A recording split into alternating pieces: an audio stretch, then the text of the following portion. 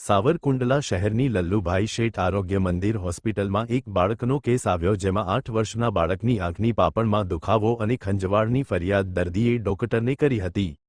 દર્દીની આંખ પણ લાલ થઈ ગઈ હતી। દર્દીએ અગાઉ 2 ડોક્ટરને બતાવ્યું હતું, પરંતુ દર્દીના આંખમાં દુખાવો અને ખંજવાળની ફરિયાદ રહેતી હતી। ત્યારે લલ્લુભાઈ શેઠ આરોગ્ય મંદિરમાં આંખના સ્પેશિયાલિસ્ટ ડોક્ટરને બતાવતા ડોક્ટર પણ તકલીફ થઈ ગયા હતા। ત્યારે આંખના ડોક્ટર મૃગાંક પટેલે નાની એવી સર્જરી કરવાની વાત પેશન્ટને કરી ત્યારે પેશન્ટે સર્જરી માટે તૈયારી બતાવી 1.5 કલાક ચાલેલા ઓપરેશનમાં 28 જેટલી જીવતી જૂ ડોક્ટર દ્વારા કાઢવામાં આવી હતી। આ ઉપરાંત 35 જેટલા ઈંડા પણ આંખની પાપણમાં જૂના જોવા મળ્યા હતા। ત્યારે ઓપરેશન કરીને 28 જેટલી જૂ અને 35 જેટલા જૂના ઈંડા ડોક્ટરે બહાર કાઢ્યા હતા। ત્યારે ઓપરેશન થઈ ગયા બાદ તુરંત જ 8 વર્ષના બાળકને રાહત થઈ ગઈ હતી અને તરત જ રજા આપી દેવામાં આવી હતી। ત્યારે લલ્લુભાઈ આરોગ્ય મંદિરના ડોક્ટર મૃગાંક પટેલ આ આખા ઓપરેશન બાબતે વાત કરતા જણાવ્યું હતું કે સાવરકુંડલા શહેરમાં આવેલ લલ્લુભાઈ આરોગ્ય મંદિરમાં એક દર્દી આંખની ફરિયાદ લઈને આવ્યા હતા, જેમાં 8 વર્ષના બાળકની આંખ લાલ થઈ ગઈ હતી, ખંજવાળ પણ ખૂબ આવતી હતી અને આંખમાં અસહ્ય દુખાવો થતો હતો। ત્યારે અહીંના આંખના ડોક્ટર દ્વારા તપાસ કરતા દર્દીના આંખની પાપણમાં 28 જેટલી જૂઓ જોવા મળી હતી અને સાથે 35 જેટલા જૂના ઈંડા પણ હતા। આમ આવી ઘટના અમરેલી જિલ્લામાં પ્રથમ જોવા મળી હતી। દર્દીનું સફળ ઓપરેશન થઈ જતા દર્દીને ખૂબ જ રાહત થઈ ગઈ હતી।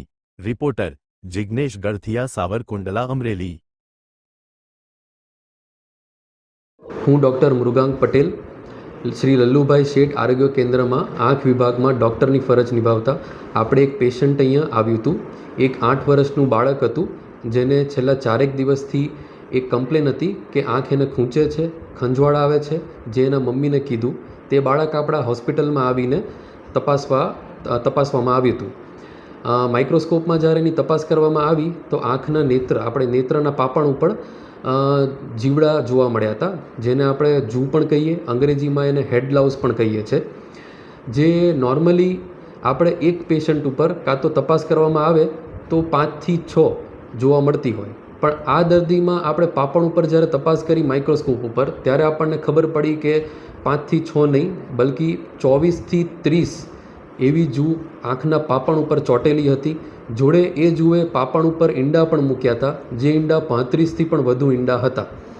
હવે આવામાં આપણે એને કાઢવું જ પડે, અને જો કે બાળક નાનું હતું તો એને સીસી સૂંઘાડવી પડે એમ હતું, પણ બાળક ખૂબ જ નીડર હતું અને આપણે એમને સમજાવ્યું કે આપણે કાઢવા પડશે જૂ અને ઈંડા સાથે। તો ખૂબ જ તાજગીથી પેશન્ટે કોઓપરેટ કર્યું અને આપણે અહીંયા માઇક્રોસ્કોપ વડે એને એક જૂ ખેંચીને કાઢવામાં આવી હતી। જૂ કાઢ્યા બાદ આપણે એના ઈંડા પણ એક ઈંડું ખેંચીને એને કાઢવું પડે એમ હતું, એટલે એ પણ આપણે કાઢી આપવામાં આવ્યું હતું।